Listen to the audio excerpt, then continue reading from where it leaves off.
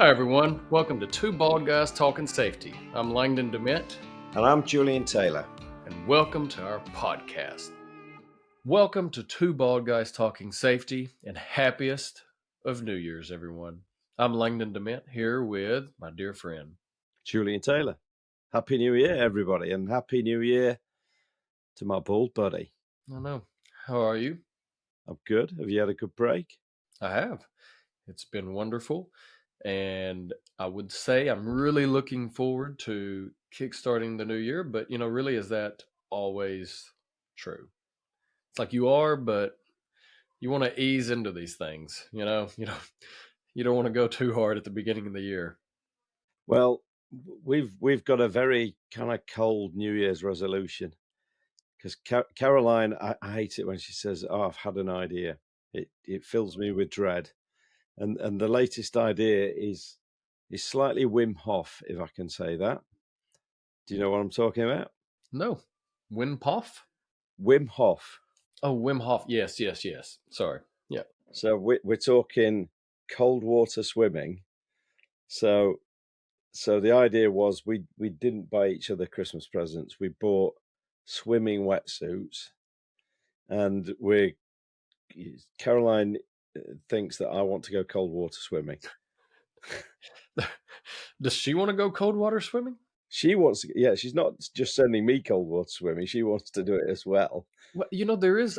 I like cold plunges. I was wanting, and I kept pushing Lindsay to get I want a sauna and a cold bath, because every shower, I'll stay in there for an extra couple of minutes, and it's as cold as, there's a lot of health benefits. Yeah. Obviously not. Hair growth is not one of them. No, there ain't nothing that can fix this. Well, that's exciting. So what's your plan? Where are you going to start doing this? Well, there's a few lakes around here, but also there's a big swimming pool that's just reopened, and it's outside and it's not being heated. So Saturdays and Sundays, they have open water swimming, and yeah, with attendants there, so they can drag me out if I do have a heart attack or lose consciousness. Is that normal? I think it's becoming more and more a thing, isn't it? I think it's becoming more and more something that people are doing now. Well, like here in the wintertime, if it's an outdoor pool, it's drained. It's just shut. Yeah. Yeah. So that's where I was curious. I didn't know if that was a thing or not. I've not got to the point of going into a lake and having to break the ice yet, but Lindsay asked me, and you'll see where I'm going with this. She was like, we were in the car. We are actually going to church the other day, and she was asking, the girls, which Addie, she's 3, so whatever you get. What was something you want to work on for the new year? And she got to me, and I said, I got quiet for a minute. Just kind of looked up. I think the best thing I can come up with for the family is just maintaining what I'm doing right now, because I'm doing so much and so well. It doesn't do much more. including humility and modesty, I must say.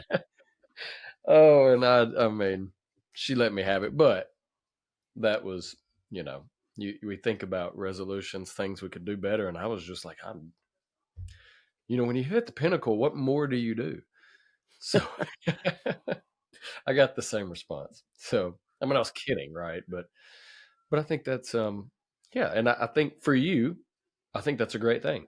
Prolong your life, Jules.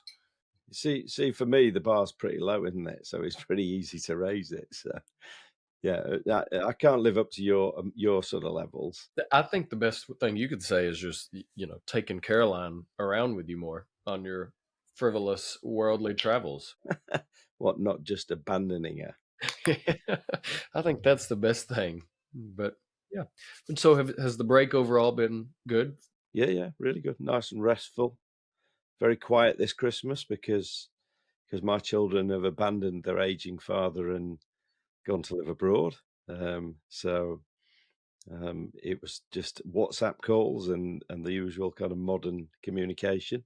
So yeah, So are you normally, Langdon, let me ask you a question. Are you normally a New Year resolutioner or not? No, I'm No? not at all. Why why not? I think Other than being nearly perfect anyway, so not really having to do a great deal. um, you always can be better, right? You can always, honestly, I don't like resolutions because I think most resolutions are junk and kind of go away. It's more I set goals so in a quote unquote manner of speaking, they're things that I want to try to do for the year, but it's more thinking about it. There's things I would like to do for the year, but also things I would like to do differently. Period. And so that's why if I'm not a big resolution. It's more what can I do differently? What can I do better? That that I really try to maintain so that it becomes something that's I think more inherent or a part of what we're doing. What about you? Um, I'm not a big fan of them. Yeah. See? I do have a do because I have a history of actually just failing miserably at doing them. So um, I'm trying to think what the numbers are, but there's we need to Google it really, don't we? But there's some amazing numbers out there around the percentage of gym revenues that come in the first week of January, and then people fail to then maintain them. Isn't it like within a month or two? Oh, it's ridiculous. Yeah, it's crazy. So see, that's why if you make it a true change, then it's better. But if you just set a quick resolution, that's what I want to do. It's easy to come up with five, six, seven resolutions, and then they fall to the wayside. Well, I think if you think about it, I think it's you've heard me before. My favorite phrase, which is "How do you eat an elephant?" People make elephant-like New Year's resolutions, don't they? And then find it difficult to actually do it. So I think if we're going to think about maybe making some health and safety New Year's resolutions, actually one of the things is don't overreach yourself. Don't make it something that's too big. Um, let's make it achievable. Yeah. Um, it makes me think back to some of the old. I love training acronyms. You know me. I love training acronyms. The old smart objectives, isn't it? It's that, is it achievable? Is it realistic? Um, and I think the problem with a lot of New Year's resolutions is that people just try to achieve too much. So when you think about how do we make it last, how do we actually make this work, and how do we get people to buy into it, is actually make it small and make it achievable. And I think when it comes to health and safety, we get very caught up. And you and I've talked about it, the flavor of the month or what is a pertinent issue that's happening, which I'm not negating that. Obviously, if something happens or it should be brought up and shared delight. But a lot of times, and especially for you think about it, manufacturing sites or whatever, when they do their shutdown, if some of them do it at the end of the year, maybe they just kind of go cold. That's when they do their refabs or their updating or whatnot. It's important to use that time to reflect on how the last year has been, but also look and think what are some things that we can do, and then to your point, set those small changes, especially around health and safety. Maybe it's the overarching of lowering an incident rate. Where our incident rate's higher than it should. It's four, whatever, 4 or 5. Let's get it to 3, 5. And it's not that I'm just trying to focus on that, but I think if you come up with something and then start figuring out what could we do better. Maybe it's better reporting, better training around what is a hazard, whatever it is. It's pretty easy to start shifting what's historically been done to something small that can make an impactful difference. To me, that's the you know thinking about those little improvements, little tweaks that can, cumulatively, they come up and can show something positive at the end. Yeah. I think I'm going to try and turn this into a triathlon type podcast, because we've done swimming. I'm going to talk about cycling now. So I'm out the pool. I'm on the bike. I think, yeah, and the reference, you know me, I love my cycling, and it's that kind of iconic reference of British cycling where um, when Dave Brailsford came in and started running the team, rather than trying to eat the elephant, he just came up with lots of small things, lots of small bites that he could take, and it was that classic. We want to change things 100%. Let's pick 100 things we can improve by 1%. So in that example, there were all sorts of things, even down to the kind of oil that they used on chains, that made that little bit of a difference, but it all counted. And the same thing in the workplace, because if things are too big and overpowering, actually that's where the engagement fails miserably, because people don't feel able to do what you're asking them to do. So make it simple and make it easy, and then people are more likely to buy into health and safety changes and amendments. Yeah. You know what? No, I think that's spot on. And to that point, you think about, so the what is it? The Construction Industry Institute. They have a whole list of things that research that they put together around SIFs and what are precursors to SIFs, and you start really looking and thinking about it. And I know we've talked historically quite a bit with Todd and others thinking about how to reduce SIFs. That's kind of the focus. But if you really, and you'll see where I'm going with this, a lot of the things, those precursors that they've seen that led to those serious injuries, a lack of understanding of a work procedure, a lack of being able, poor hazard recognition, a lone worker, I mean, poor pre-task planning. Those really and truly. So I'll just pick four things. Now, lone worker, that can be a little more challenging. So we'll table that for now. But those other three, think about it. People are not aware of the work procedures. Why? That's an easy thing to fix. I mean, very simple. Make sure it's detailed and make sure the people doing it understand what those procedures are, which Yeah. then ties right into a pre-task startup. They review it and go. And then do they understand what that task really entails? What hazards are there? What unforeseen hazards could come up? So you think of those three things.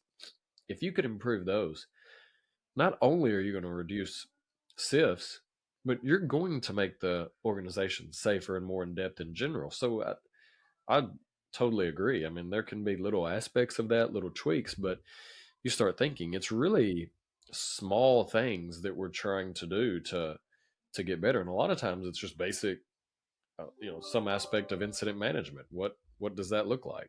I'm desperately sitting here trying to think of a running analogy now. It might have to be a duathlon this rather than a triathlon, because I'm struggling. But I think Finish the race. That's where we're going to go with this.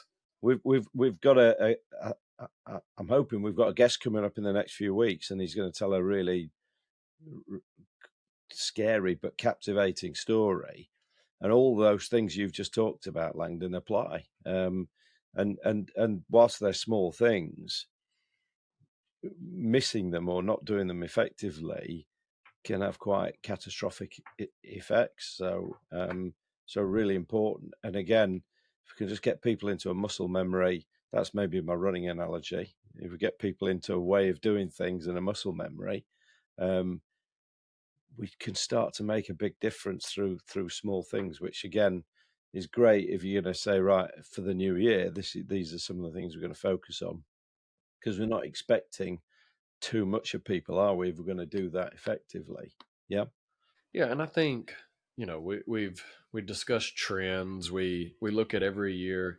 This week the data comes out from or I say this week, the data's come out for four fatalities, and you start thinking about what those numbers look like on a global standpoint, and then we're still waiting on some areas, and then sometimes you don't even know what you're going to get per se, meaning what actually has come in as far as the reporting. Has it been very accurate? Or there's always more progressive countries do the best they can, and they're probably for the most part on top of it, but there's still a lot of lagging. But you think about it, And it's we've discussed trends, and I do think I think health and safety is going to a different avenue, so to speak, because there are so many things that we talked about the ESG and how is that going to play a role, which I'll be interested to see from the political landscape and such in the states, or what happens with that really moving forward. But a few things that I don't see going anywhere are the mental health, the total worker health, the wellness, the well-being. How does that tie in with how employees are working? And that's when we get tired. There was a I don't know if you ever went through this. There was that simulation that you could do, and it almost showed that fatigue was worse than a light level of. Now, don't get me wrong. If you get plastered, okay, that's that's different. But fatigue was worse on work productivity than slight abuse of alcohol, and and that's just the cognizance, right? That's the whole point of it in general. But you think about a lot of what we've been discussing. How can organizations start doing things differently? Well, it's I think as we look to this next year, as we're trying to really think what can we do to be better throughout the year, it's figure out what is a pain point for your organization. And that's, to me, that's the toughest, because it might not be the work procedures might be great. Well, that's fine. What's the awareness of those procedures? What do we have workers? So it's different for everyone. I mean, we see it all the time, don't we? Where, yeah, the documents are there, the process is there, but actually it's there. It's almost there to tick a box, isn't it? And it's I suppose one of the challenges is how do you make these things living, breathing documents? Yeah, how do you make it so that actually we don't just do things to tick boxes. We do it because we actually see a benefit from it. So I think a lot of that's that training of the why for people, in terms of understanding the value for themselves of doing things effectively. I really like what you were saying a moment ago, though. I think all businesses, and this isn't just a safety thing. I think successful businesses focus on their people and look after their Yep. people. And exactly as you say, poor mental health leads to fatigue because people aren't getting the restfulness, the sleep that they need. And actually, we've seen there's evidence out there that isn't there that if you're operating a car, for example, it's just as bad as being inebriated, and just as dangerous as being inebriated. So, absolutely, in a manufacturing site or a construction site, if people are fatigued, it's going to lead to one thing. So I think, yeah, let's get a focus back onto people. Um, and I'm going to try not to be too cynical here about ESG, but I think also is why are we doing that? And actually, do we still need to get back to basics in some cases? I mean, you know me, I bang on about it all the time. Is hazard awareness. Um, that whole thing of so many businesses still don't have a really good sort of hazard spotting program, and yet when you stop and think about that, it's a real that's a bite-sized piece of an elephant. Yeah, that if you do that and you can get people bought into doing that, you can start to mitigate some of the accidents that are happening in your organization, because you can take action to put things right before they affect somebody. So I think for me, sort of as we start to close out, there's nothing wrong with having New Year's resolutions, unless you're like me. um, so Langdon's perfect. Langdon doesn't need to do them. But if you're like me and you have got things that aren't quite perfect in your life, yeah, there's nothing wrong with New Year's resolutions. But it's all about actually let's do something that's achievable and realistic. Um, And making it a goal, like not just for the year. I think that's because that's me. I don't. That's why I don't like resolutions. Honestly, there are things I could do better, be different, or better for sure. Right? But if I just make it that little New Year's resolution, it's going to fall to the wayside. And I think that's why if we don't watch out, what you were saying, it's about caring, and that's why I love camaraderie. Right? I mean, it's all what it's it's in there. it's It's the in first there. of the year. You got to start off strong. But you think healthcare is one to me one of the best scenarios. My wife was a nurse, and if you get if you get so caught up on one aspect, so patient care, patient care, patient care, but what that does a lot of times in the healthcare setting, the nursing care just drops. And when all they care about is, whatever if it's a JCO score, or if it's another organization that's coming in rating how the workers are doing. Well, what about how the workers are actually being taken care of as well? And that's one of the worst, because a lot of times the focus is not on them. It's just about what they're producing, meaning providing for other care. And I think that's where we have to get to your point. The To me, health and safety always starts with hazard awareness. And it's just because, can you spot a hazard?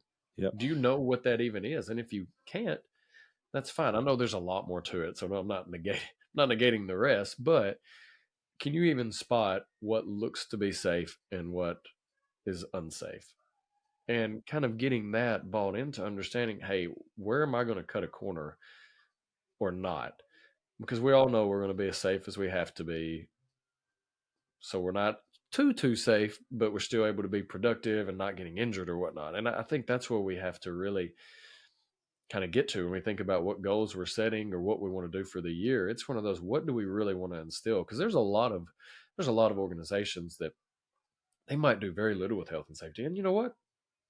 That's fine.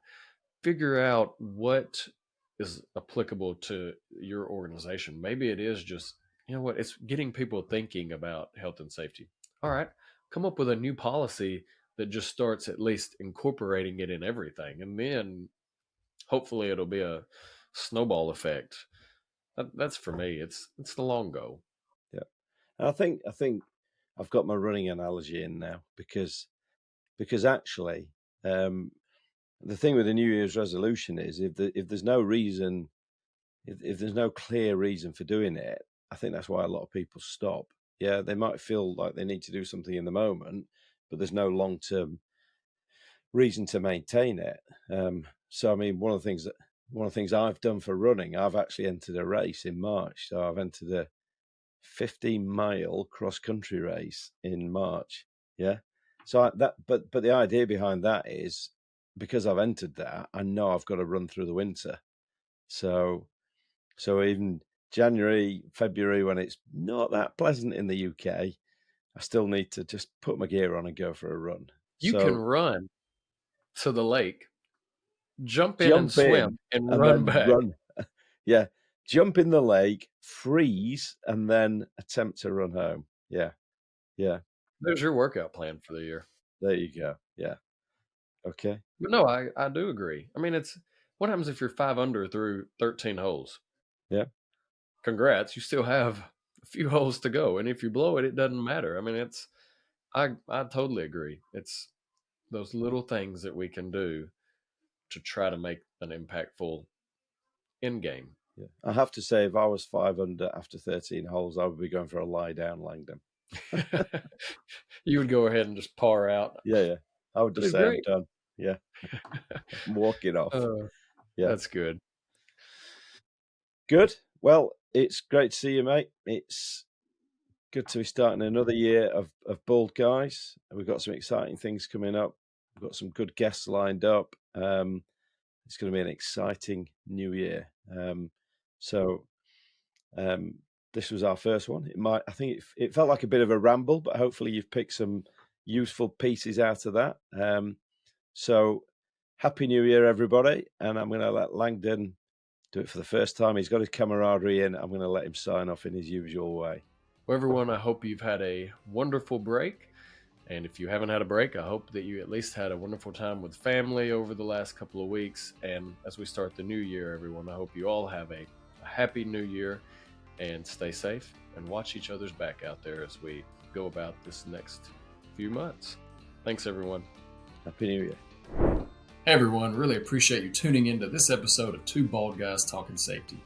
Please follow and subscribe to wherever you stream your favorite podcast, or visit us at evotix.com. And if you want to see how follically challenged we really are, come and check us out on YouTube. If you've got value from the podcast, please go to Apple Podcasts, and in the review section of this podcast, if you could leave us a review or a rating, that would be great. And as always, everyone, while you're going about your days and about your normal lives. Stay safe out there and watch each other's back.